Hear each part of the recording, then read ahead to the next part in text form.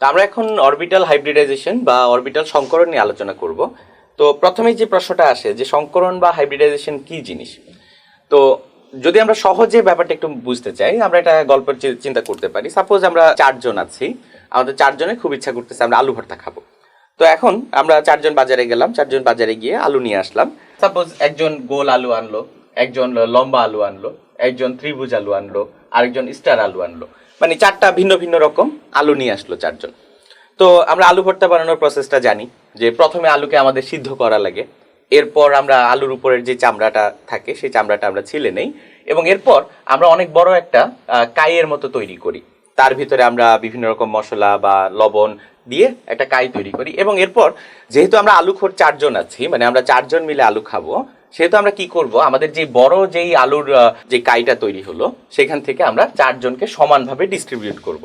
তো দেখা গেল যে এটা একটা আলু ভর্তা, এটা একটা আলু ভর্তা, এটা একটা আলু ভর্তা, এবং এটা একটা আলু ভর্তা। তো আলটিমেটলি যেটা হলো, আমরা চারজন চার রকমের আলু এনেছিলাম। চারটা আলুর আকার ভিন্ন ভিন্ন ছিল, হয়তো আলুগুলির শক্তি বা ভিটামিনগত শক্তি ভিন্ন ভিন্ন ছিল। বাট যখন আমরা আলু ভর্তা বানালাম এবং চারজনের মাঝখানে ভাগ করে দিলাম, তখন কিন্তু দেখো যে আমরা একদম সমান সাইজের চারটা আলু ভর্তা সবার মাঝখানে ডিস্ট্রিবিউট করলাম। এই যে প্রসেসটা, এই প্রসেসটাকে কি বলে? আলু ভর্তা বানানোর প্রসেস। বাট এই প্রসেসটা অ্যাকচুয়ালি আমাদের অরবিটাল হাইব্রিডাইজেশন বা অরবিটাল সংকরণের প্রসেস। কিভাবে? আমরা যদি একটু চিন্তা করি যে এই যে আলুগুলো আমি প্রথমে চিন্তা করছিলাম, সেই আলুগুলিকে যদি আমি আলু চিন্তা না করে চারটা ভিন্ন শক্তির অরবিটাল চিন্তা করি। সাপোজ আমাদের একটা হলো গিয়ে এস অরবিটাল, একটা হলো গিয়ে পি এক্স অরবিটাল, একটা পি ওয়াই অরবিটাল, এবং আরেকটা হলো গিয়ে আমাদের পি জেড অরবিটাল। চারটার আকার ভিন্ন ভিন্ন, ওরিয়েন্টেশন ভিন্ন ভিন্ন। তো এই চারটা অরবিটাল থেকে আমাদের সমান শক্তির এবং সমান সংখ্যক, আমি চারটা অরবিটাল নিয়ে কাজ করছিলাম, সেখান থেকে চারটা নতুন অরবিটাল আমি পাবো। সমান শক্তির এবং সমান সংখ্যক নতুন অরবিটাল পাওয়ার পদ্ধতিকে আমরা বলি অরবিটাল সংকরণ বা অরবিটাল হাইব্রিডাইজেশন। বাট একটা ব্যাপার আমার এনশিওর করা লাগবে, আমি যেই অরবিটালগুলো নিয়ে কাজ করব সেই অরবিটালগুলো অবশ্যই আমার সর্ববহিস্থ শক্তি স্তর বা কোনো একটা পরমাণুর যোজ্যতা স্তর থেকে আসা লাগবে। তো অরবিটাল হাইব্রিডাইজেশনের যে ডেফিনেশনটা আমাদের বইয়ে দেওয়া আছে, আমি সেটা একবার আলোচনা করছি। যে কোনো একটা পরমাণুর সর্ববহিস্থ শক্তি স্তরের যে ভিন্ন ভিন্ন শক্তির অরবিটালগুলো থাকে, সেগুলো থেকে সমান শক্তির এবং সমান সংখ্যক নতুন অরবিটাল পাওয়ার পদ্ধতিকে আমরা বলি অরবিটাল হাইব্রিডাইজেশন বা অরবিটাল সংকরণ। আগে সেগুলিকে আমরা s, p x, p y, p z হিসেবে চিন্তা করতাম, কিন্তু অরবিটাল সংকরণ বা অরবিটাল হাইব্রিডাইজেশনের পর আমরা তাদেরকে নতুন একটা অরবিটাল বলবো, সাই ওয়ান, সাই টু, সাই থ্রি এবং সাই ফোর। চারটা অরবিটালকে আমরা সাই দিয়ে রিপ্রেজেন্ট করছি, যাদের আকার সমান, যাদের শক্তি সমান। তো প্রশ্ন আসে যে আমরা কেন সংকরণ করি। তো আমরা যখন বন্ধন নিয়ে আলোচনা করলাম, যে সমযোজী বন্ধন, সেখানে আমরা একটা কথা আলোচনা করলাম যে বন্ধন তখনই হবে যখন আমার স্থিতিশীল হবে। ব্যাপারটা স্থিতিশীল কখন হবে? যখন শক্তি সর্বনিম্ন হবে। তো অরবিটাল হাইব্রিডাইজেশনের মাধ্যমে আমরা কোয়ান্টাম অ্যানালজি থেকে বলতে পারি, যখন হাইব্রিডাইজেশন হয় তখন এই অরবিটালগুলোর শক্তি সর্বনিম্ন পর্যায়ে থাকে, এবং তখন আমার যে বন্ধনটা হবে সেই বন্ধনটা সবচেয়ে বেশি শক্তিশালী হবে, সবচেয়ে বেশি স্থিতিশীল বন্ধন আমি পাবো। এবং আরেকটা ব্যাপার যেটা, যে আমরা অরবিটাল হাইব্রিডাইজেশন করে, অরবিটাল হাইব্রিডাইজেশনের যে থিওরিটা আছে সেখান থেকে আমরা কিন্তু খুব সহজেই পরমাণুর আকার এবং পরমাণু কেন এরকম হয় সেটা আমরা ব্যাখ্যা করতে পারি। সর্বপ্রথম সম্ভবত 1931 সালে লিনাস পাউলিং মিথেন অণুর গঠন ব্যাখ্যা করার জন্য এই অরবিটাল হাইব্রিডাইজেশন বা অরবিটাল সংকরণ কনসেপ্টটা শুরু করেন, এবং তারপর থেকে এটা চলে আসে। একটা প্রশ্ন মাঝে মধ্যে করতে পারে যে সংকরণ কয় প্রকার? অ্যান্সার হলো সংকরণ অনেক প্রকার। আমরা normally sp, sp two, sp three 3 প্রকার জানি, বাট অ্যাকচুয়ালি 3 প্রকার কিন্তু না। সংকরণ অনেক প্রকার, তার ভিতরে কিছু প্রকার নিয়ে আমরা আলোচনা করি। তো তার আগে আমরা আশা করি বুঝতে পারছি যে সংকরণ বলতে কি বোঝায়। আমরা একটা উদাহরণ দিই, তাহলে আরো ক্লিয়ার হবে ব্যাপারটা। ফর এক্সাম্পল, আমরা বললাম যে কার্বন, কার্বন তার ইলেকট্রন বিন্যাস করি আমরা। কার্বন হলো গিয়ে 6, তার ইলেকট্রন বিন্যাস হলো 1s2, 2s2 এবং 2p2। তো 2p2 ব্যাপারটাকে আমি যদি একটু ভেঙে লিখি, 2px1, 2py1 এবং 2pz0। তো এই কার্বন যখন একটু এক্সাইটেড অবস্থায় থাকে, তখন আমরা যেটা বলি যে আমাদের এই 2s অরবিটাল থেকে একটা ইলেকট্রন জাম্প করে আমাদের pz অরবিটালে চলে যায়, এবং তখন আমরা যেটা দেখব, আমাদের ইলেকট্রন বিন্যাস হলো 1s2, 2s1, 2px1, 2py1 এবং 2pz1। এখন যদি আমি বলি যে আমার যোজ্যতা স্তর বা সর্ববহিস্থ শক্তি স্তরে কোন কোন অরবিটাল আছে, আমরা আসো প্রথমে সেটা আইডেন্টিফাই করি। আমাদের এখানে সর্ববহিস্থ শক্তি স্তর হলো গিয়ে দ্বিতীয় শক্তি স্তর, প্রথম শক্তি স্তর আর দ্বিতীয় শক্তি স্তর আছে, সর্ববহিস্থ শক্তি স্তর হলো দ্বিতীয় শক্তি স্তর, এবং আমরা দেখতে পাচ্ছি সেখানে 4টা অরবিটাল আছে, একটা এস অরবিটাল আছে আর 3টা পি অরবিটাল আছে। তো এস অরবিটাল দেখতে হলো গিয়ে গোলাকার, পি এক্স অরবিটাল সেটা হলো গিয়ে এক্স অক্ষ বরাবর, পি ওয়াই অরবিটাল সেটা হলো গিয়ে আমার ওয়াই অক্ষ বরাবর, এবং পি জেড অরবিটাল সেটা হলো গিয়ে আমার জেড অক্ষ বরাবর। তো আমরা বুঝতে পারছি যে আমাদের যে 4টা অরবিটাল আছে অবভিয়াসলি তাদের 4জনের শক্তি সেম না এবং তাদের আকারও কিন্তু ভিন্ন ভিন্ন। এখন আমি যখন হাইব্রিডাইজেশন করব তখন যেটা হবে যে এই 4টা অরবিটাল থেকে আমরা নতুন 4টা অরবিটাল পাবো, সমান সংখ্যক অরবিটাল পাবো, এবং তাদের শক্তি সমান শক্তির হবে, অর্থাৎ 4টাই আইডেন্টিক্যাল হবে, 4টা একই রকম হবে।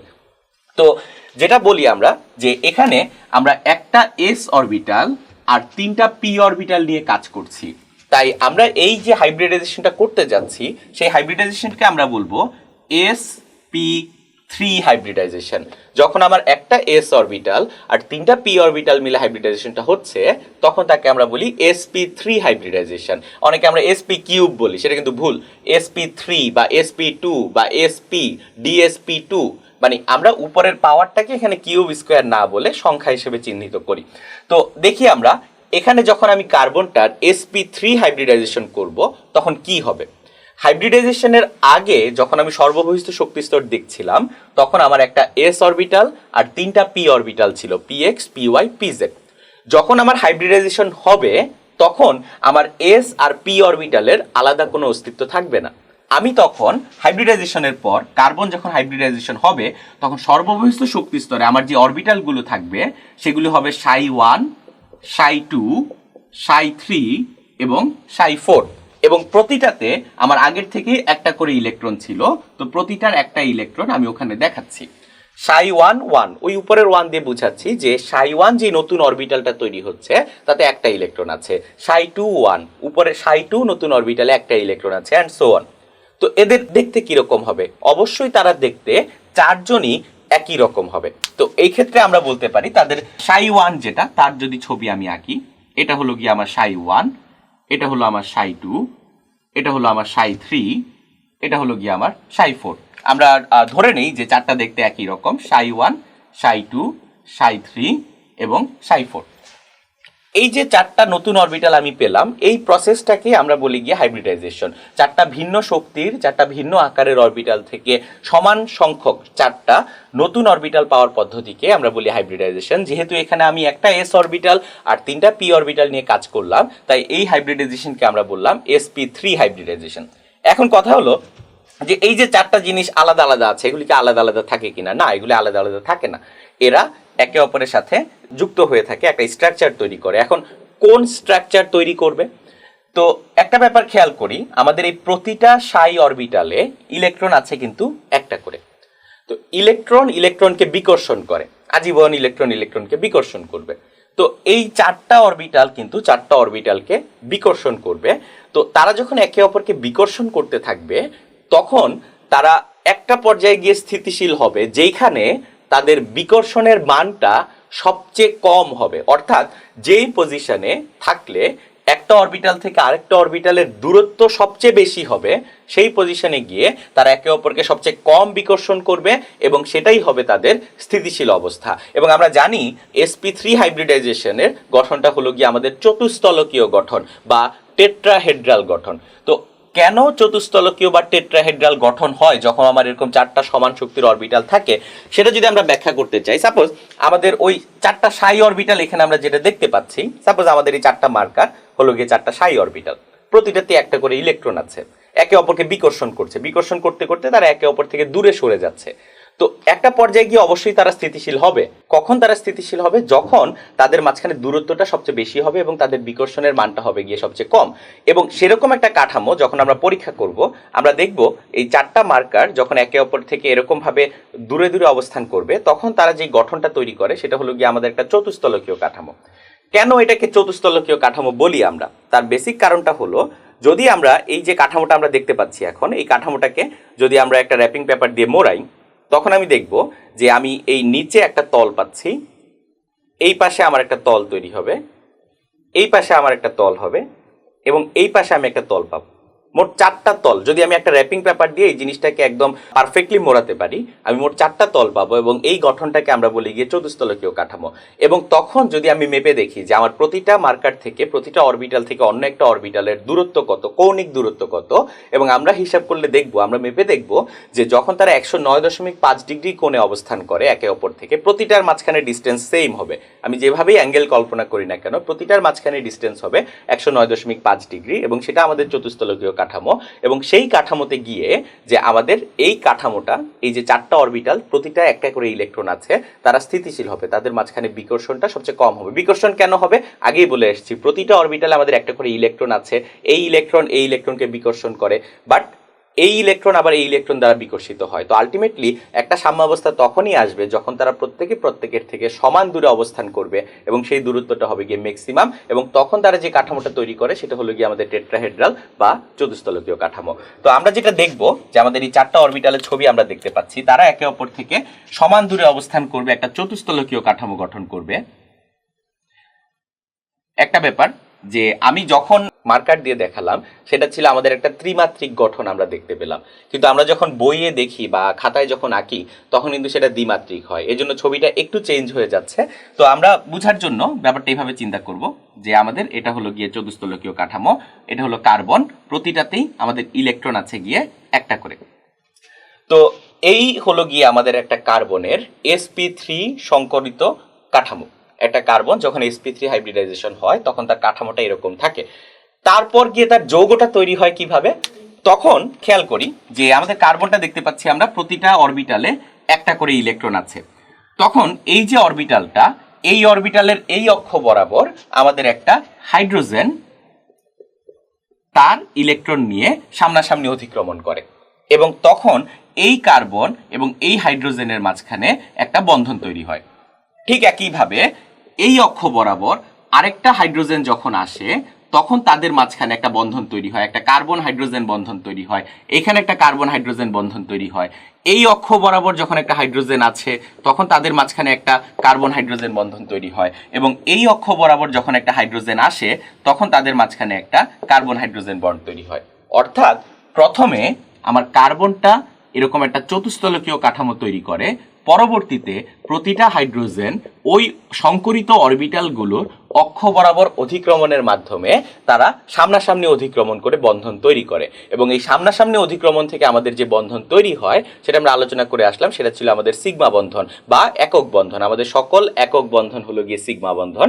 তো আমরা দেখব আমাদের এখানে যে যৌগটা তৈরি হচ্ছে সেটা হলো মিথেন, যার গঠন হলো চতুস্তলকীয়, যার প্রতিটা বন্ধন থেকে প্রতিটা বন্ধনের কৌণিক দূরত্ব হলো 109.5 ডিগ্রি, এবং তার মাঝখানে সিগমা বন্ধন আছে গিয়ে 4টা, এবং কোনো পাই বন্ধন নেই। তো আমরা বেসিক্যালি আলোচনা করলাম আমাদের sp3 হাইব্রিডাইজেশন নিয়ে, আমরা sp2 sp এবং অন্যান্য হাইব্রিডাইজেশন নিয়েও আলোচনা করব। তো সংক্ষেপে যদি আমি আরেকবার রিভিউ করি আমাদের sp3 হাইব্রিডাইজেশনটার, যে আমাদের এটাকে কেন sp3 বলছি, কারণ আমি যখন হাইব্রিডাইজেশন করলাম আমি একটা s অরবিটাল আর 3টা p অরবিটাল নিয়ে হাইব্রিডাইজেশন শুরু করলাম।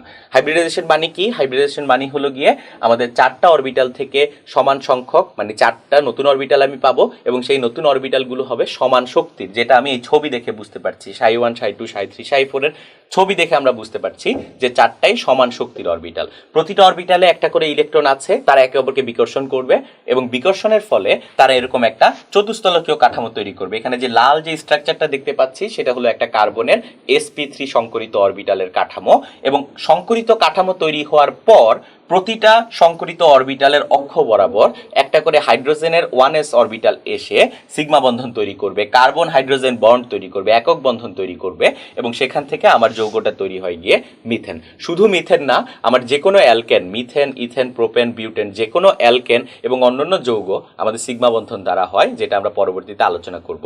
আরেকটা জিনিস সংক্ষেপে বলে নেওয়া দরকার, আমাদের মাঝে মধ্যে এমসিকিউতে প্রশ্ন আসতে পারে যে মিথেনে এস অরবিটালের পার্সেন্টেজ কতটুকু বা পি অরবিটালের পার্সেন্টেজ কতটুকু, বা আমাকে এভাবে প্রশ্ন করলো যে আমাদের কার্বন হাইড্রোজেন একটা বন্ড আছে, একক বন্ধন। এই একক বন্ধনে আমাদের এস পার্সেন্টেজ কতটুকু, এস অরবিটালের পার্সেন্টেজ কতটুকু বা পি অরবিটালের পার্সেন্টেজ কতটুকু, জিনিসটা খুবই সহজ। আমরা জাস্ট চিন্তা করব যে আমাদের এখানে কার্বন হাইড্রোজেনের মাঝখানে যে বন্ধনটা হচ্ছে সেখানে কি ধরনের হাইব্রিডাইজেশন হচ্ছে। সহজ ব্যাপার, যেহেতু সিগমা বন্ধন হচ্ছে, যেহেতু কার্বন হাইড্রোজেনের মাঝখানে একক বন্ধন, তাই আমি বলবো আমার এখানে কার্বনে sp3 হাইব্রিডাইজেশন হচ্ছে। sp3 হাইব্রিডাইজেশন মানে হলো কার্বনের একক বন্ধন থাকবে। sp3 হাইব্রিডাইজেশন হচ্ছে আমাদের এই কার্বন হাইড্রোজেন বন্ডটা তৈরি করার জন্য। তো এখন আমার বের করা লাগবে এখানে s এর পার্সেন্টেজ কত, p এর পার্সেন্টেজ কত। খুবই সহজ, sp3 মানে কি, একটা s অরবিটাল আর তিনটা পি অরবিটাল। আমার মোট 4টা অরবিটাল আছে, মোট 4টা অরবিটালের ভিতর এস অরবিটাল আছে কয়টা, একটা। তো আমার বের করা লাগবে এস এর পার্সেন্টেজ কত। 4টা অরবিটালের ভিতর এস অরবিটাল থাকে একটা, সুতরাং যেহেতু আমি পার্সেন্টেজ বের করব, 100টা অরবিটালের ভিতর এস অরবিটাল থাকবে 100/4 মানে হলো গিয়ে 25টা। 100টা এস অরবিটালের ভিতর sp3 হাইব্রিডাইজেশনে আমার এস অরবিটাল থাকবে 25টা। সুতরাং আমি বলতে পারি যে কোনো sp3 হাইব্রিডাইজেশন বিশিষ্ট কাঠামোতে আমাদের এস এর পার্সেন্টেজ হবে গিয়ে 25%, মানে হলো গিয়ে 4/1 এবং পি এর পার্সেন্টেজ থাকবে গিয়ে আমাদের 75%, মানে হলো গিয়ে 4/3। আমরা sp3 হাইব্রিডাইজেশন নিয়ে আলোচনা করলাম, তার একটা উদাহরণ আমরা দিব এখন, যে আমাদের প্রোপেন, যেটা কিনা এক প্রকার অ্যালকেন, 3 কার্বন বিশিষ্ট অ্যালকেন, সেই প্রোপেনের আণবিক গঠনটা কিরকম হবে, অর্থাৎ তার অরবিটাল দেখানোর মাধ্যমে তার গঠনটা আমরা ব্যাখ্যা করব। আমরা উদাহরণে যখন দিলাম তখন আমরা মিথেনের উদাহরণ দিলাম, এবং আমাদের বইয়েও শুধুমাত্র মিথেনের উদাহরণ দেওয়া।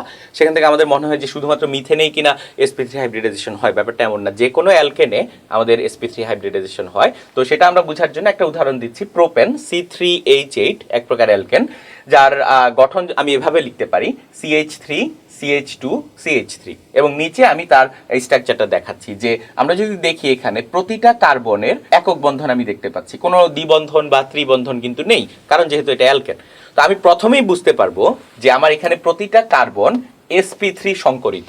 কিভাবে বুঝলাম, যখন আমার কার্বনে sp3 সংকরণ হয় তখন অবশ্যই এবং অবশ্যই ওই কার্বনে কোনো পাই বন্ধন বা দ্বিবন্ধন বা ত্রিবন্ধন থাকবে না, সবগুলি হবে গিয়ে আমার সিগমা বন্ধন।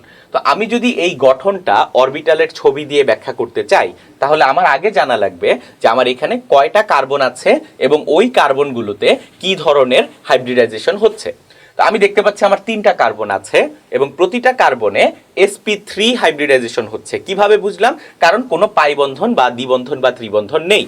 তো আমি আগে ওই 3টা কার্বন আঁকছি, খেয়াল করি। আমার sp3 স্ট্রাকচার আমরা জানি যে চতুস্তলকীয়, তো আমি এটাকে একটু ঘুরিয়ে আঁকলাম। জাস্ট নর্মালি যাদের বুঝতে অসুবিধা হচ্ছে তারা জিনিসটাকে একটু 90 ডিগ্রি রোটেট করে চিন্তা করো, তাহলে বুঝতে পারবো। আমি এখানে একটা sp3 কার্বন আঁকলাম, পাশে আরেকটা sp3 কার্বন আমি আঁকছি, এটা আরেকটা sp3 সংকরিত কার্বন, এবং পাশে আরেকটা sp3 সংকরিত কার্বন আমি আঁকলাম। তো এখন আমি 3টা কার্বন দেখতে পাচ্ছি এখানে। কেন 3টা আঁকলাম, কারণ আমার প্রোপেনের গঠন ব্যাখ্যা করা লাগবে, যেখানে কার্বন আছে কয়টা, 3টা, সেই অনুযায়ী আঁকলাম। এখন আমরা বুঝতে চাই যে এখানে বন্ধনগুলি কি কি বন্ধন তৈরি হয়। সবার প্রথমে যেটা হবে যে আমাদের এই যে প্রথম যে কার্বনটা এবং দ্বিতীয় যে কার্বনটা, তারা সামনাসামনি একই অক্ষ বরাবর, এই অক্ষ বরাবর তারা অধিক্রমণ করবে। অধিক্রমণ করলে আমার এই দুটো কার্বনের মাঝখানে আমি একটা সিগমা বন্ধন পাবো। কেন সিগমা বন্ধন পাবো, কারণ তারা সামনাসামনি অতিক্রমণ করছে। দুটা কার্বনের মাঝখানে আমরা একটা সিগমা বন্ধন পেলাম। ঠিক একইভাবে এই কার্বন 2 নম্বর যে কার্বনটা এবং 3 নম্বর যে কার্বনটা, তারাও সামনাসামনি অতিক্রমণ করবে এবং তাদের মাঝখানেও আমি একটা কার্বন কার্বন সিগমা বন্ধন পাবো। তো যেটা হলো যে আমার একটা কার্বন, 3 কার্বন বিশিষ্ট একটা চেইন তৈরি হয়ে গেল। পরবর্তীতে যেটা হবে যে আমাদের এই যে প্রতিটা অরবিটাল, প্রতিটা যে কোনো একটা অরবিটাল আমরা চিন্তা করি, আমাদের এই যে অরবিটালটা আমি দেখতে পাচ্ছি একটা সংকরিত অরবিটাল, sp3 সংকরিত অরবিটাল, তার এই অক্ষ বরাবর একটা হাইড্রোজেন আসবে এবং তারা সামনাসামনি অতিক্রমণ করবে। সুতরাং আমি এখানে পাবো একটা কার্বন এবং হাইড্রোজেনের মাঝখানে সিগমা বন্ধন। তো আমি যদি ব্যাপারটা সংক্ষেপে দেখাই, প্রথমে যখন আমার কার্বনগুলি অতিক্রমণ করলো তখন আমি এরকম 3টা কার্বন কার্বন বন্ধন পেলাম, কার্বন কার্বন বন্ধন, কার্বন কার্বন বন্ধন, 3টা কার্বনের একটা চেইন তৈরি হলো। পরবর্তীতে আমার 1 নম্বর কার্বনের একটা অরবিটালের সাথে একটা হাইড্রোজেন সামনাসামনি অতিক্রমণ করছে, সুতরাং আমি এখানে একটা কার্বন হাইড্রোজেন বন্ড পাবো। ঠিক একইভাবে এই অরবিটালটার সাথে যখন আমার একটা হাইড্রোজেন অতিক্রমণ করবে তখন আমি এখানে আরেকটা কার্বন হাইড্রোজেন বন্ড পাবো। এই অরবিটালটার সাথে যখন আরেকটা হাইড্রোজেন আসবে তখন আমি এখানে আরেকটা কার্বন হাইড্রোজেন বন্ড পাবো। এভাবে আমার বাকি বন্ধনগুলো তৈরি হবে। যেহেতু আমার প্রোপেন তৈরি করা লাগবে, খেয়াল করি এখানে প্রতিটাই কে অতিক্রমণ করছে, হাইড্রোজেনের সাথে আমার বন্ধন তৈরি করা লাগবে। তো আমরা ধরে নিলাম যে প্রতিটা অক্ষের সাথে আমাদের একটা করে হাইড্রোজেন সামনাসামনি এসে অতিক্রমণ করছে, সুতরাং আমরা একটা করে কার্বন হাইড্রোজেন বন্ড পাচ্ছি। খেয়াল করি এখানে তিনটা অরবিটালের সাথে তিনটা হাইড্রোজেন আসবে, যার ফলশ্রুতিতে আমরা এরকম তিনটা বন্ড পাবো। তো দেখতে পাচ্ছি আমাদের যে বন্ধনটা যৌগটা তৈরি হচ্ছে সেটা হলো গিয়ে CH3 CH2 CH3, অর্থাৎ আমরা প্রোপেন তৈরি করতে পারছি। তো প্রোপেনে আমাদের তিনটা কার্বনেই sp3 হাইব্রিডাইজেশন হয়। একটা প্রশ্ন আমাদের মাথায় আসছে যে ভাইয়া তাহলে কি আমাদের যে কোনো একটা যৌগে সাপোজ 5টা কার্বন আছে, প্রতিটা কার্বনে কি একই ধরনের হাইব্রিডাইজেশন হবে কিনা? অ্যান্সার হলো নট নেসেসারিলি। আমাদের একই যৌগের ভিতর বিভিন্ন ধরনের হাইব্রিডাইজেশন বিশিষ্ট কার্বন থাকতে পারে, যেটা আমরা পরবর্তী উদাহরণে আলোচনা করব। যখন আমরা sp বা sp2 হাইব্রিডাইজেশন নিয়ে আলোচনা করব তখন আমরা দেখাবো যে একই যৌগের ভিতর একই সাথে কার্বনের sp3 হাইব্রিডাইজেশনও থাকতে পারে, sp2 হাইব্রিডাইজেশনও থাকতে পারে এবং sp হাইব্রিডাইজেশনও থাকতে পারে। আমাদের এই উদাহরণটার উদ্দেশ্য ছিল এটা বোঝানো যে শুধুমাত্র মিথেনে না, আরও সব ধরনের অ্যালকেনে বা এবং আরও অন্যান্য যৌগে আমাদের sp3 হাইব্রিডাইজেশন ঘটে এবং তার মূলনীতিটা মূলত একই রকম। আমাদের এই ডায়াগ্রামটা আঁকতে শেখা লাগবে যে কিভাবে আমি যে কোনো একটা যৌগের জন্য এরকম অরবিটাল দিয়ে হাইব্রিডাইজেশন ডায়াগ্রাম আঁকতে পারি।